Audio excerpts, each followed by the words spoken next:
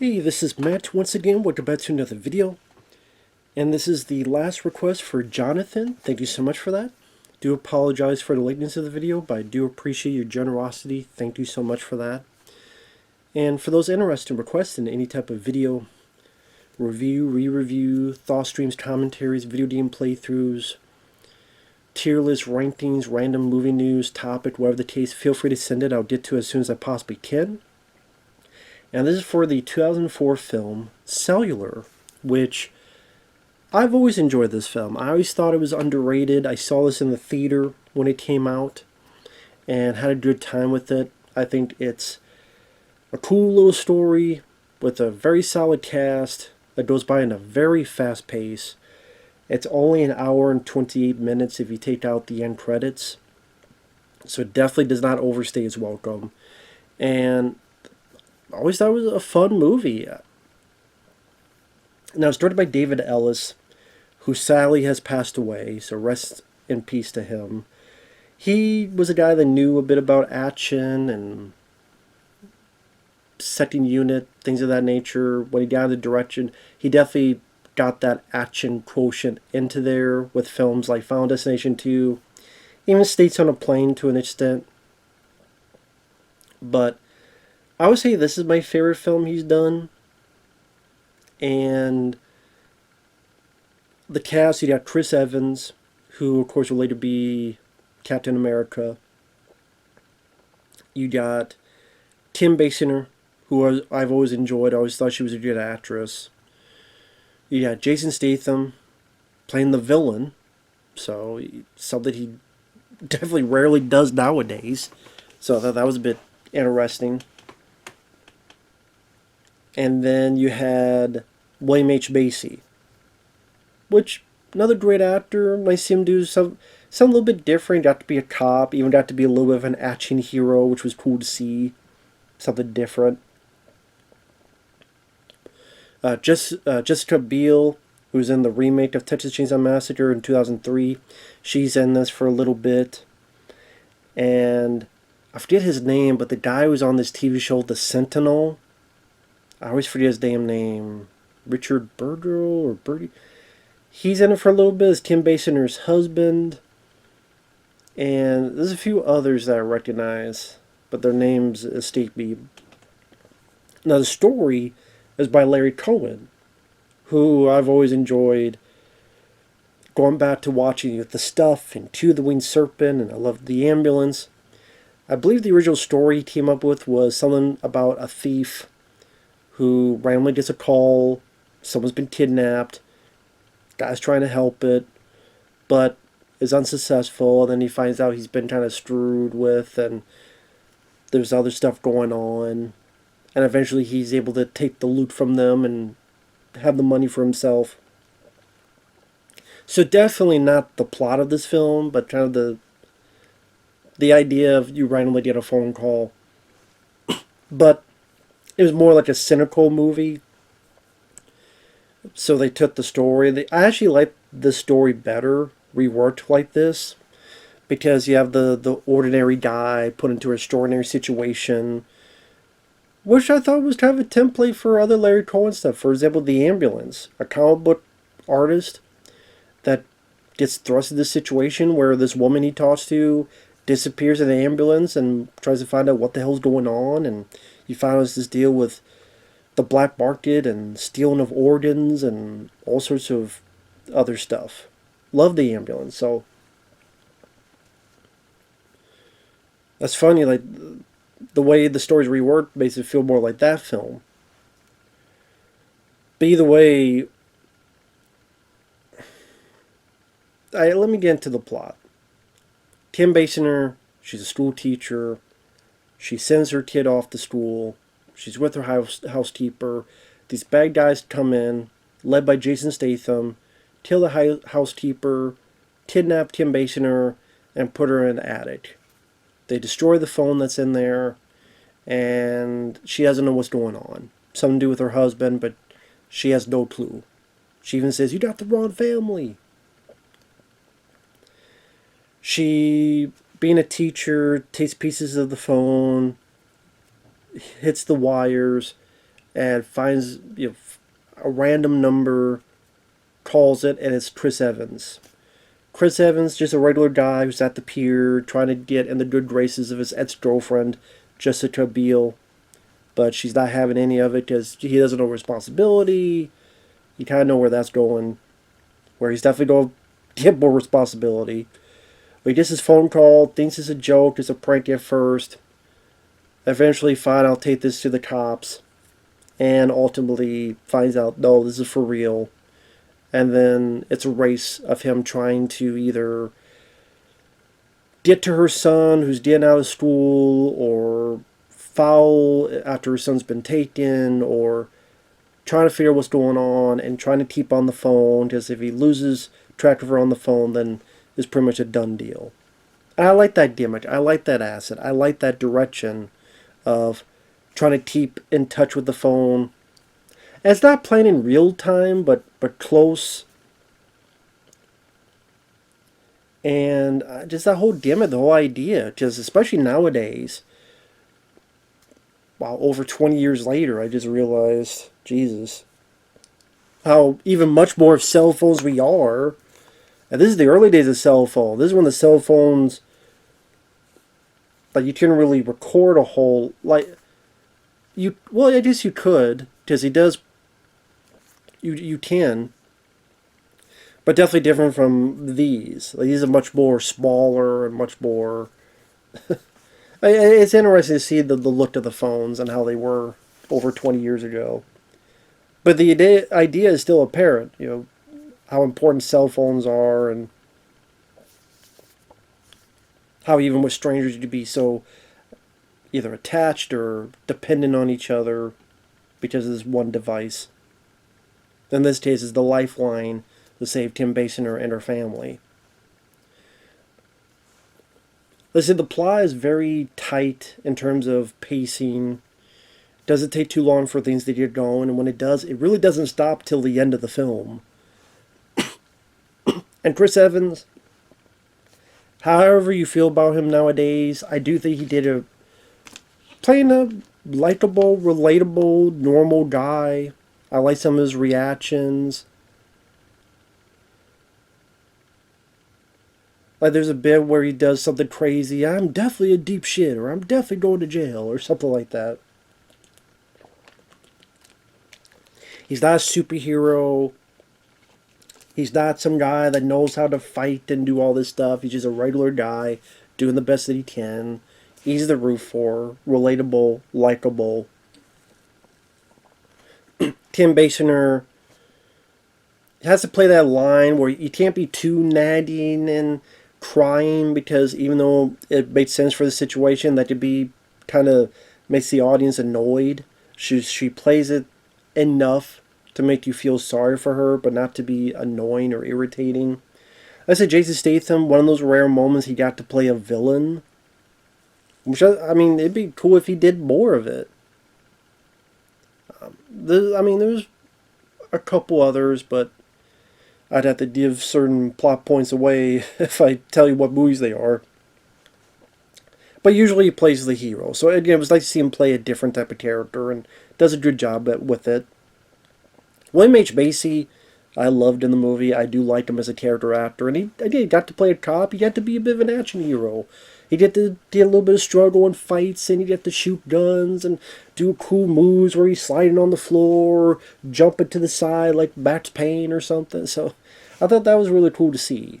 Because when does William H. Macy get to do that kind of stuff?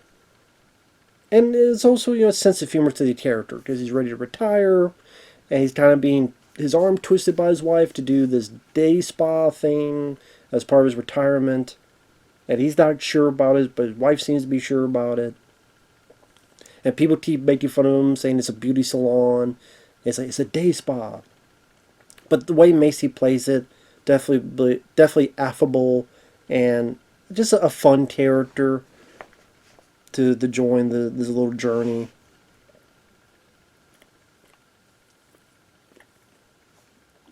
Now, yes, in these type of films, I don't want to say coincidences, but certain things pop up that you wonder, okay, would that really play out the way in real life?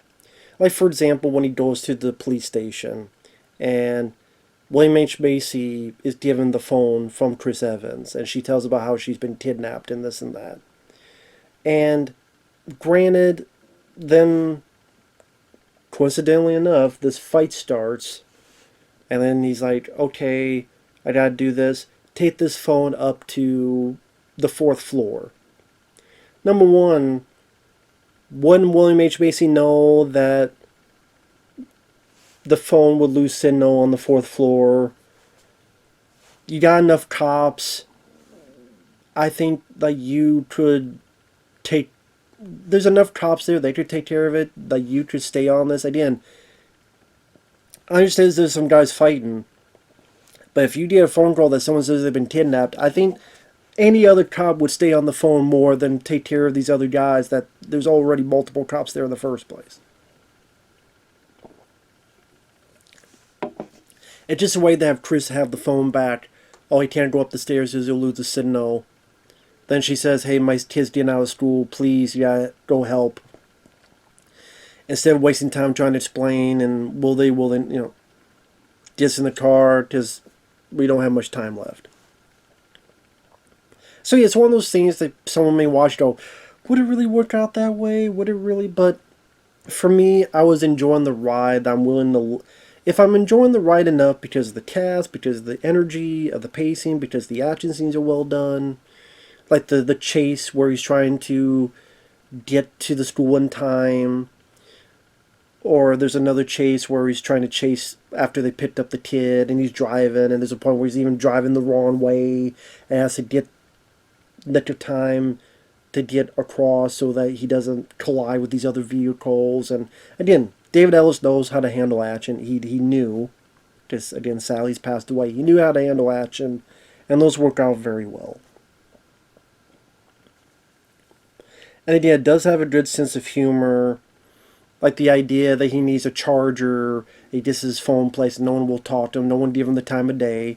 Which, yeah, that I believe that in retail, believe me. There are people who are like that wait your turn, blah blah blah, being dickheads. So he gets a phone, he gets a gun from this car he took. So give me that charger.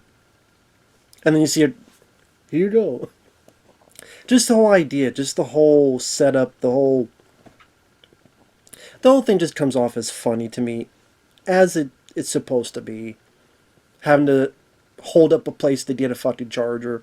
And then apparently we find out later that he actually did pay for it, overpaid for it. So it has a bit of a sense of humor. Same with this is lawyer that he's got to hold up because the phone goes out, but then the signal gets into this other guy's phone, so he's got to get that phone. And he's like, give me your car and I'll shoot your car. Like, give me the phone and I'll shoot your car. And the lawyer is Rick Hoffman. And if you don't know who that is, he's really good at playing a dickhead. Because he was the American in Hostel at the end of that film. Where you think, shoot him? Yeah, I should shoot him. Nah, I shouldn't shoot him. Fuck that shit. He played a good guy, the dad, in Thanksgiving. So I do like him as a character actor. He's not in a ton of films, but when he pops up, it goes, oh, I recognize him. So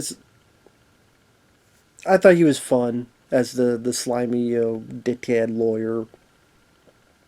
He does like there's a bit where he's got to get his car back and he's talking to the lady. And the lady's like, do you want your car? Let me think about it. No. Hey, how about yes? But I'm not paying for it. Okay, fine. You know what? I'm going to pay it. He just really good at being such a slimy dickhead that you're glad when someone gets a comeuppance onto him or something.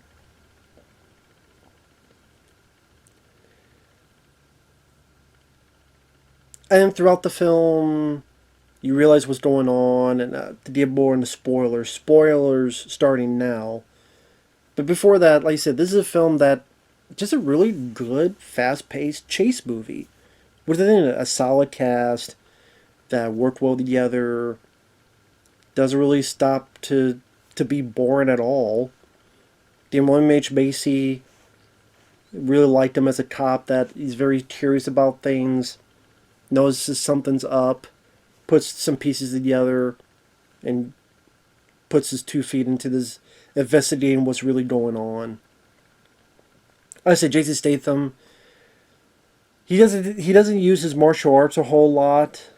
I mean, there's really no room for him to do so. But like I said, nice to see him play a bit more of a villainous character. Spoilers: you find out that Statham and his buddies are dirty cops, and you find out what's going on is Kim's husband is a real estate guy. When he's looking at his property, he heard some stuff, and it was some dirty cops doing some bad things. He's got the evidence on this video camera, and that's what the bad guys want. Eventually,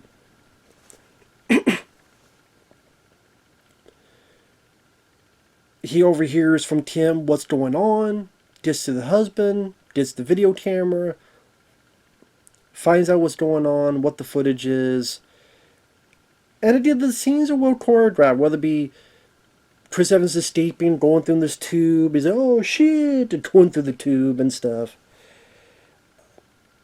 Or William H. Macy going to Kim's place, find out that this person isn't really Kim Basinger's character, getting shot at, and doing this maneuver where he pushes his fishbowl. Nice, actually a very smart way to trick the person. Slides out and shoots the bad guy, or bad girl in this case.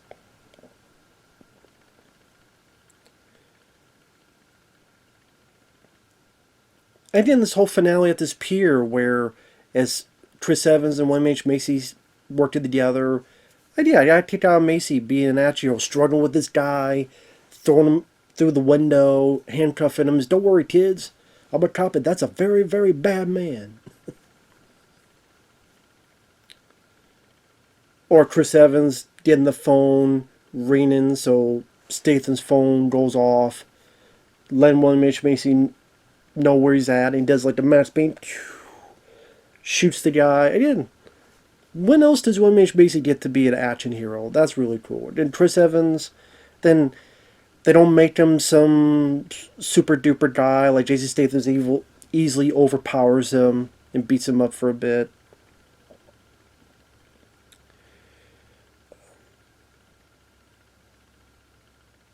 Evans even gets to beat up this driver and beat the shit out of him and crush a car door against him to save Kim and her family. So people get their moments to shine. Even Kim does, where this moment she's got to cut this guy. And say, what do you do? And because of her being a science teacher, knows where to cut to make him bleed heavily, type of artery. Or choking this one guy out in a car. So each person gets their moment to shine. The movie doesn't, like I said, doesn't overstay its welcome. It goes at a very good, fast pace. The actors are all really solid. Just a very fun thriller. I know this got 2 thumbs up. Ebert and Roper, they both liked it. I'm not sure about the other reviews or what it has on IMDb.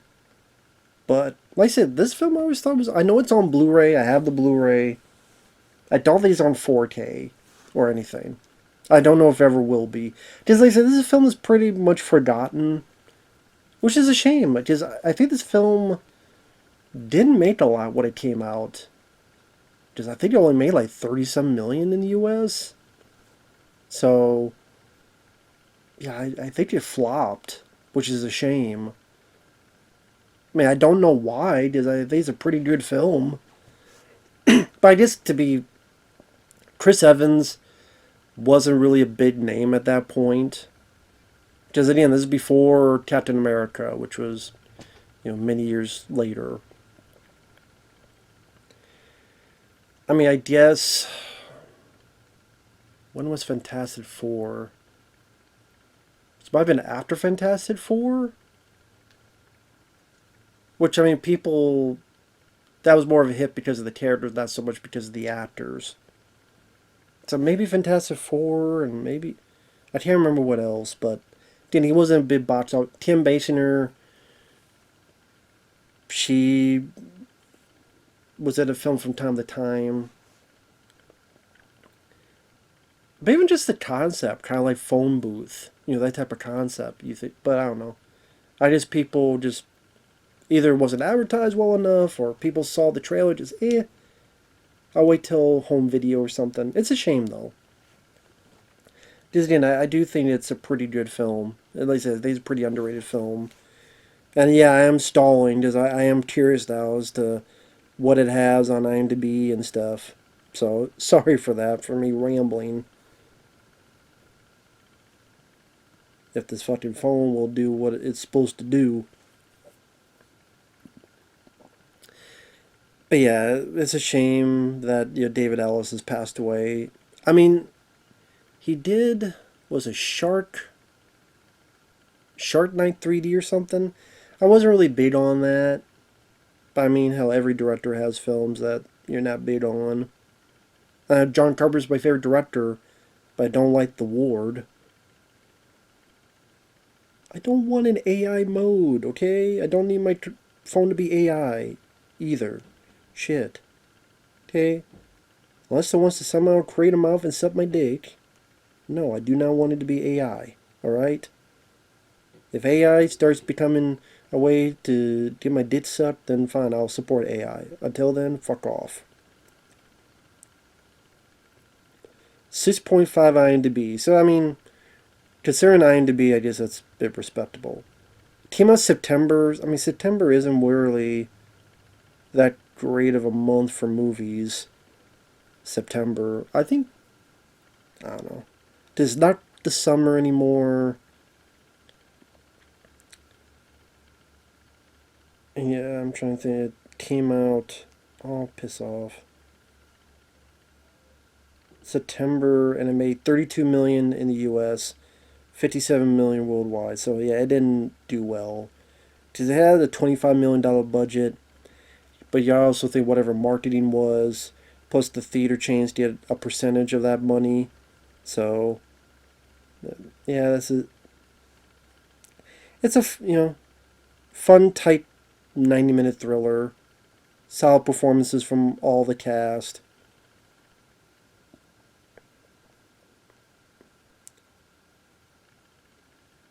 Yeah.